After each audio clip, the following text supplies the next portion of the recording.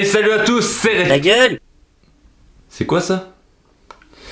Hey, salut à tous, c'est... Ta gueule, j'ai dit! Putain... Tu dis tout le temps le même, putain! Rocky, tu sais très bien que je suis en tournage, pourquoi tu viens maintenant? Parce que tu dis tout le temps le même! Oui, Rocky, si tu le dis, allez, pars, tu viendras dans une autre vidéo si tu veux. Mais pas en rêve, mec, t'es un loser, je me casse! Bon, on en était où déjà? Pour cette nouvelle vidéo, abordons une nouvelle story time car ça fait déjà un petit moment que je vous en ai plus raconté, pas vrai? Bon, commençons tout de suite et arrêtons de parler parce que sinon je vais encore me manger des commentaires de ce genre. Arrête avec tes intros super longues! Passe à l'histoire, on s'en fout de ton intro! Cette histoire, elle s'est passée en 2017 quand je suis parti en Amérique il y a 2 ans maintenant. Mais cette fois-ci, j'étais parti à l'ouest du pays, contrairement à la vidéo précédente où j'étais parti à Washington, Philadelphie, New York, etc.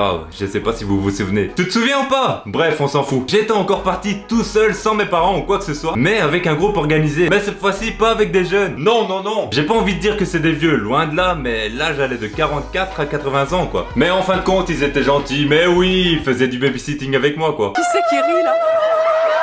Pour ce voyage, on avait notre car attitré pour les 10 jours qui suivent, car j'ai envie de vous dire qu'on en avait bien besoin. Sans vous mentir, on a fait à peu près 2-3 000 km sur les 10 jours qu'on était en voyage. Car je suis désolé pour ceux qui le font, mais quand je vais en vacances, je vais pas pour rester 10 jours à la piscine. Et quoi mec, les States c'était comment? Qu'est-ce que t'as visité? Franchement mec, les States c'était génial, la piscine de l'hôtel elle était ouf. Quoi? T'as seulement été à la piscine? Depuis le temps que j'attends de me rendre aux États-Unis pour visiter les plus grandes villes telles que New York, Washington, Los Angeles, et lui tout ce qu'il fait c'est se rendre à la piscine. À la piscine.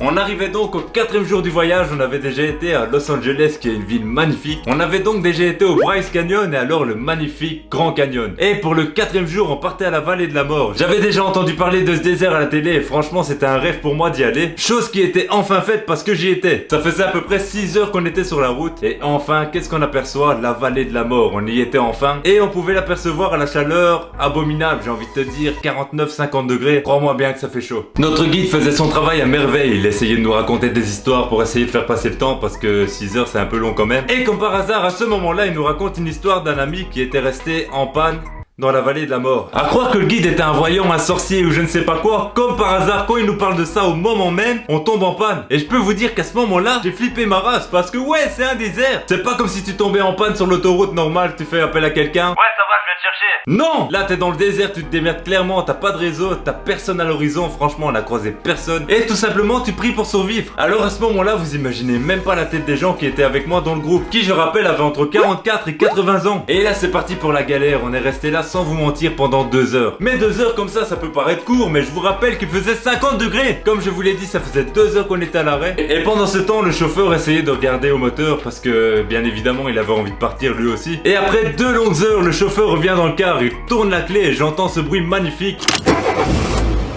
J'étais aux anges, j'y croyais plus. Et c'est comme ça qu'on a pu repartir tranquillement et continuer notre voyage à notre aise. Malheureusement pour vous, je suis toujours en vie, je serai toujours là pour vous ennuyer avec mes story time.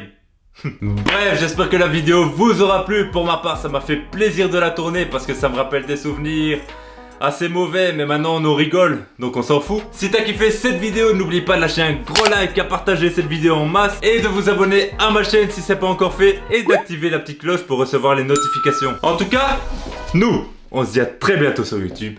Prenez soin de vous. Ciao! Je fume, je plane jusqu'à cash. Viens goûter ma bouilla def. J'cuisine que craque comme un chef. J'déjante 16 pouces dans ta verge. Pas les mains dans les mains de le croque-mitaine. Y'a pas de sang, j'suis pas simple pour les siens, pas les gens qui veulent que tu saignes. Y'a, j'ai arrêté de brailler, on ne me comprend plus. Comment arrêter de boire si je bois pour fêter que je ne bois plus? Au clair de la lune, mon ami Bédo. Souvent quand je fume, j'comprends plus un mot.